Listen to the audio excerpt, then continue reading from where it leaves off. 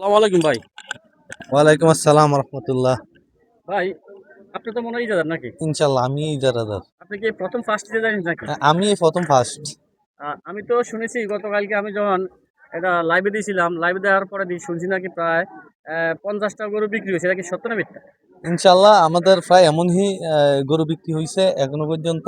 আজকে ইনশাল্লাহ শুরু হয়ে গেছে মোটামুটি মানে কটা বিক্রি হয়েছে? আমার প্রায় 40-50টার মতন গরু বিক্রি হয়েছে। 40-50টা বিক্রি হয়েছে। বিক্রি হয়েছে এখানে কোনো মানে যারা ব্যবসা করে এদের কোনো সমস্যা আছে কিনা? না, আশা করি এখনো পর্যন্ত কোনো সমস্যা নাই, কারণ আজকে 2 থেকে 3 দিন যাবত এই গরুগুলো আমাদের এই মাঠে, 3-4 দিন ধরে এই গরুগুলো আমাদের মাঠে। ইনশাল্লাহ ওনাদের সর্বোচ্চ সুযোগ সুবিধা দিয়ে আমরা আসছি। যেমন অন্য কোনো বাজারে দেখি নাই আদৌ পর্যন্ত একটা মোটরের ব্যবস্থা করতে বা এই গরুর ব্যাহারীদের জন্য বিভিন্ন রকমের এই সুযোগ সুবিধা দিতে। আমাদের কাছে সকল প্রকারের সুযোগ সুবিধা গরু ব্যাহারীরা পেয়ে আছে, ইনশাল্লাহ পাবো আগামী দিনও।